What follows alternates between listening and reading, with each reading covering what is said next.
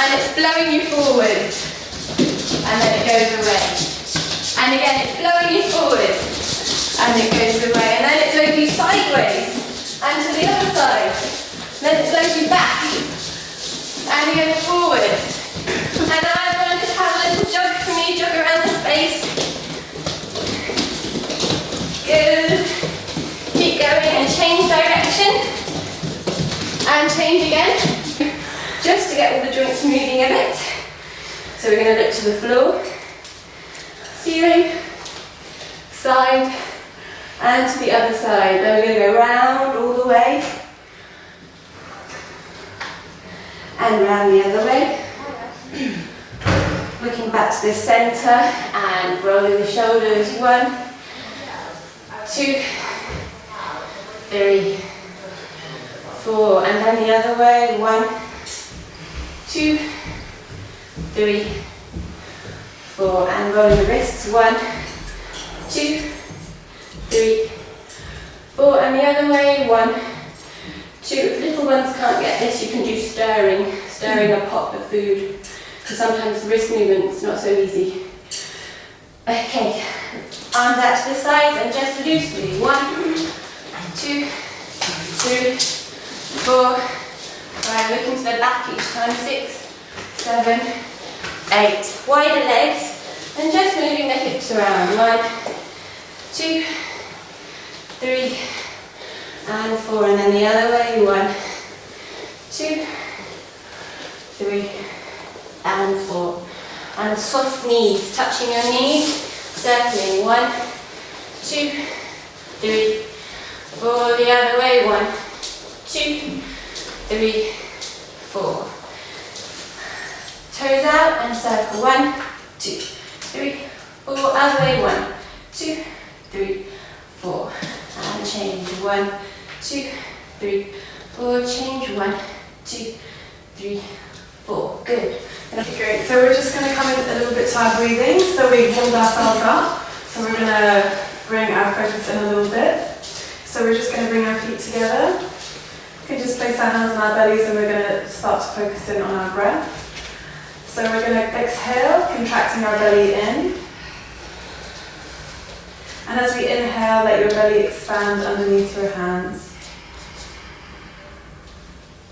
And we'll continue with each exhale, contracting your belly, squeezing out a little bit more air. And with each inhale, allowing your belly to expand and really filling in your lungs with as much breath as possible. So we'll just do a few rounds of extended exhales and inhales.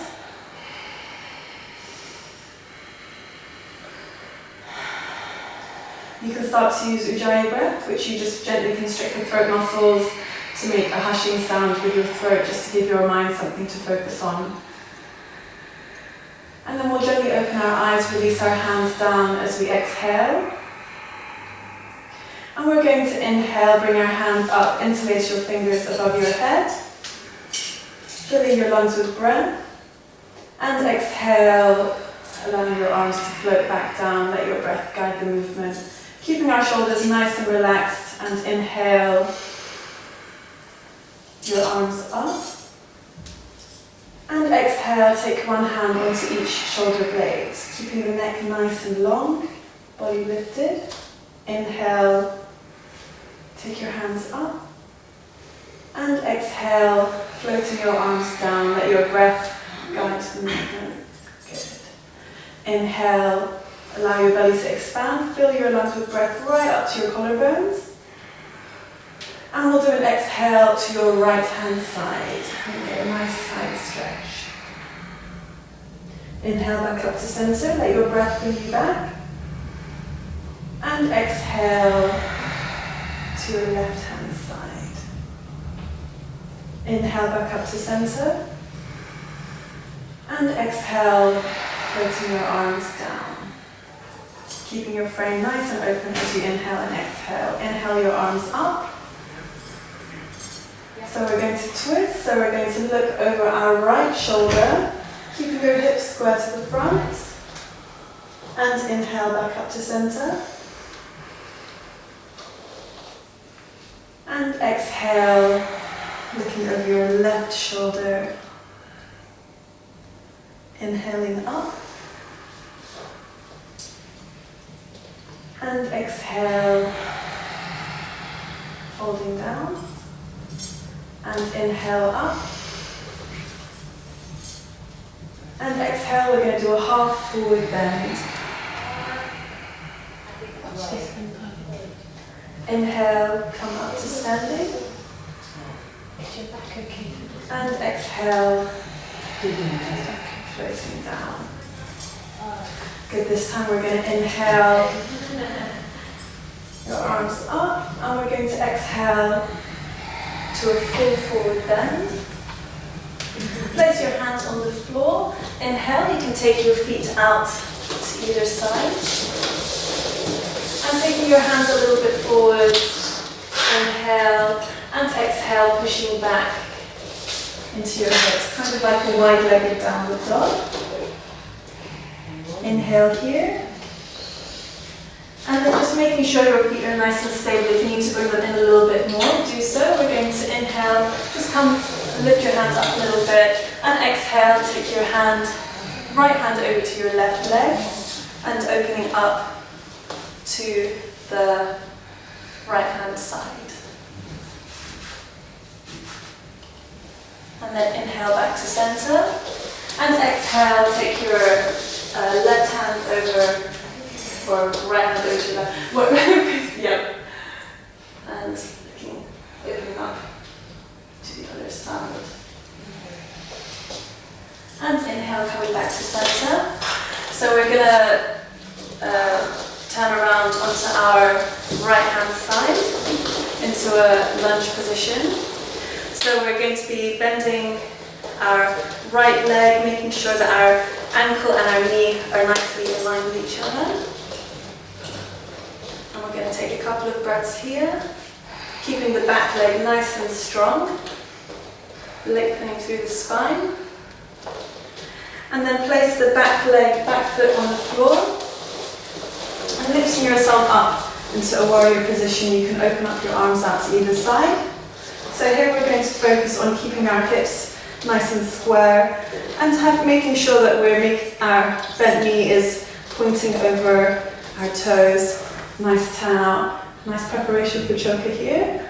And inhale, straighten your leg. Exhale, bring your foot forward, open your other foot out. And as we exhale, bending down. And again here, making sure that our ankle and our knee are in line with each other. Good.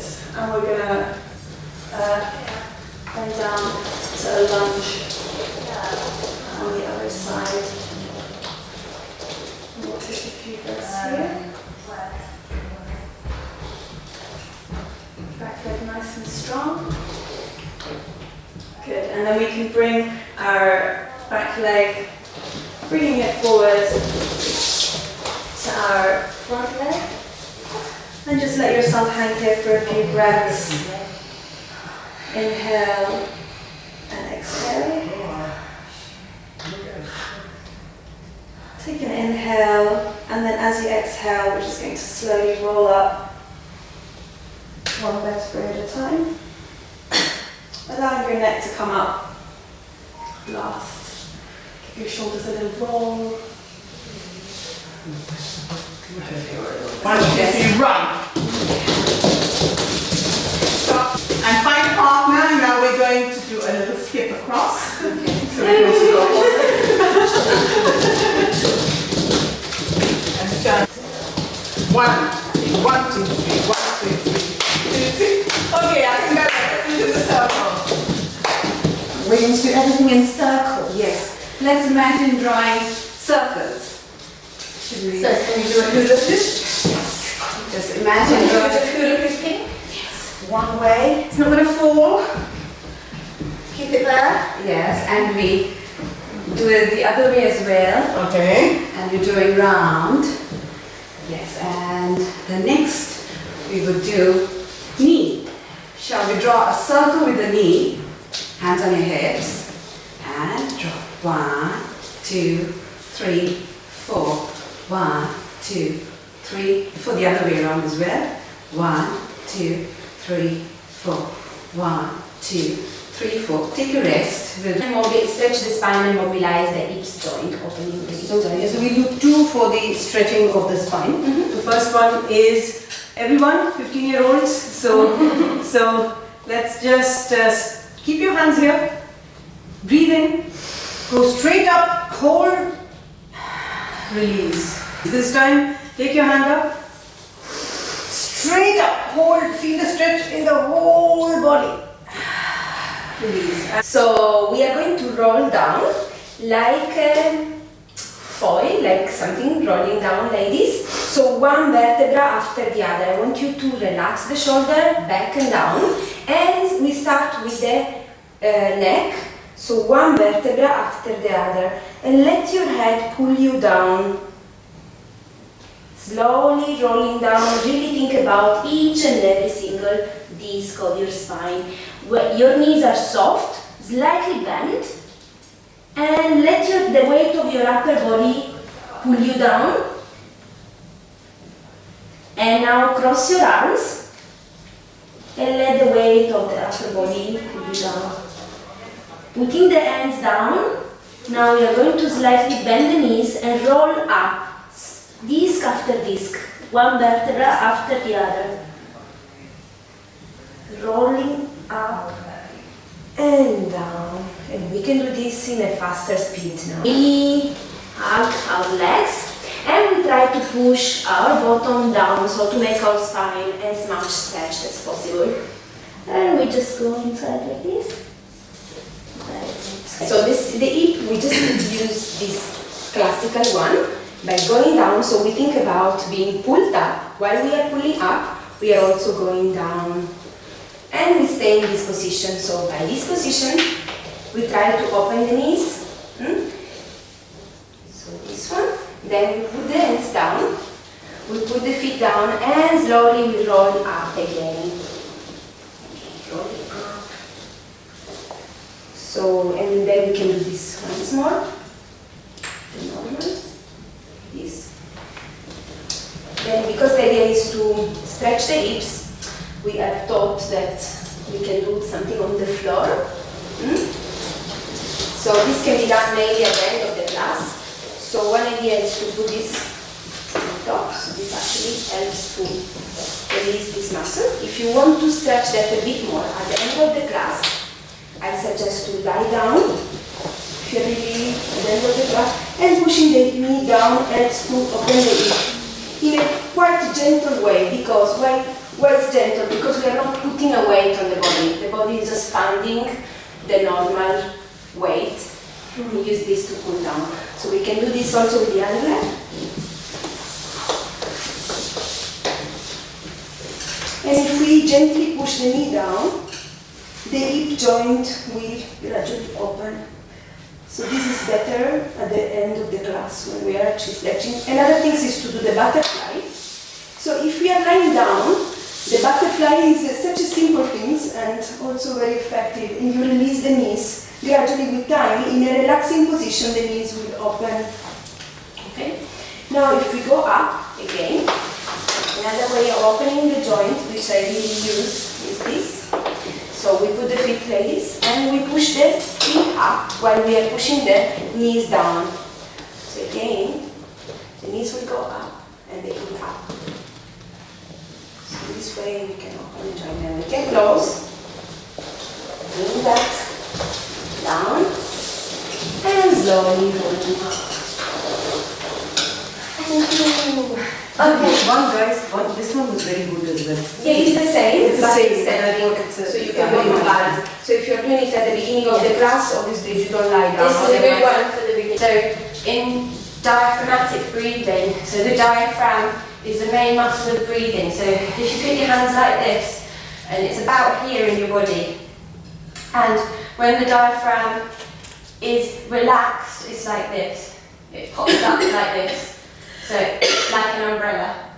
And when it contracts, it comes down. So it relaxes, it pops up as you breathe out.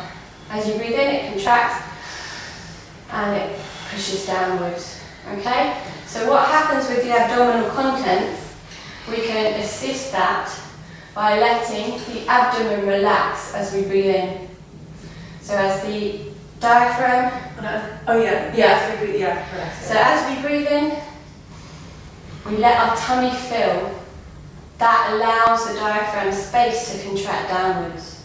Does that make sense to everyone? So just do it with your hands. So you breathe in and you breathe out.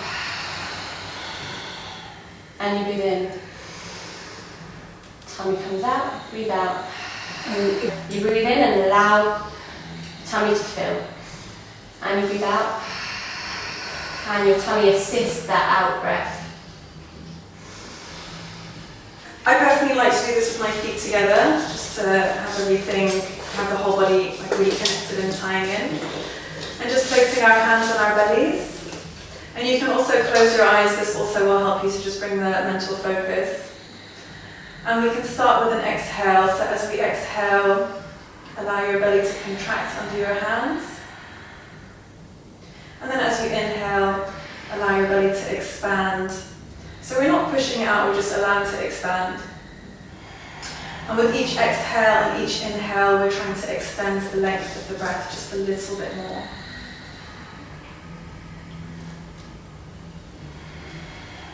And we can also start to use what we call Ujjayi breath. So it's where we just gently constrict the throat muscles. So we make kind of like the sound of the ocean as we breathe.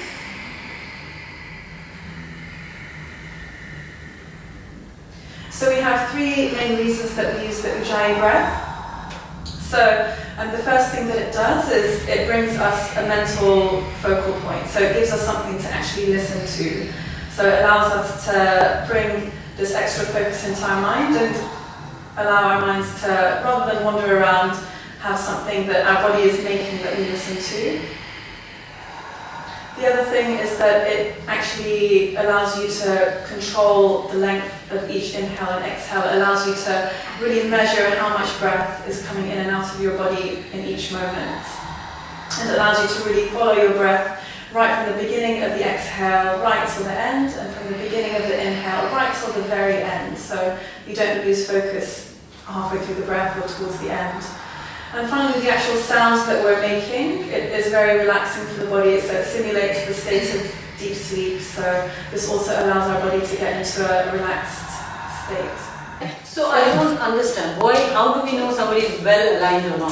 So we're looking for a direct line that will pass from the ear, the shoulder joint, the middle of the hip joint, the knee joint. It sometimes comes a bit forward of the knee joint, and then that goes to the, because of the way the leg is shaped. Yeah, the it's ankle, usually to the centre of the ankle joint. So that should be in a line. There's lots of images you can find online, and I'll get one for you which shows that alignment. Shall I do an example of bad posture? Yes. So the alignment of the pelvis, should we face this way, will obviously affect your spinal alignment and the rest. So we can have what you call a anterior tilt of the pelvis, so that you come this way and you get a lordosis, so an excessive lumbar curve with an anterior tilt. Or you can flatten it with a posterior tilt and get a flat back posture, like that, tucked under. In dance, we often call it tucked under, so you flatten out the lumbar curve. So what you want is somewhere in between. So one exercise you can do is pelvic tilts. So get your students to start recognising that part of the body and finding. Everyone will have a slightly different curve of their spine. Some people have more lumbar curve than others naturally. But the thing is, you don't want it to be compromising their movement. So they'll find that. Don't try and force it on them too much. Get them to be aware of it. If you really see this posture, then you need to get them to correct it. To get them to start doing that, try and find the middle. Yeah, so that's your pelvic alignment. That's what they sometimes call in Pilates neutral, pelvic neutral. Positions, and getting pelvic neutral in this will really challenge. And you can do this kind of thing, and that will naturally challenge them. So that's that. Then we think of turnout in this too. So just reiterating that it comes from that ball and socket joint. You must teach your students that it comes from the hip. Turnout comes from the hip. It's not about positioning the feet. And then they're like this, then their foot flattens, their knee is not aligned over their toe. It's about turning out from the hip joint. So all these movements we do to warm up that hip joint are so important. So you must have the flexibility. So Elena's stretches and to open up the hip joint are very important, but also you must have the strength. So there's various exercises you can do to strengthen the medial and the glutes mins and mids and the very deep muscles of rotation. In essence, to train turnout, you need to think about the alignment of pelvis, which we just talked about.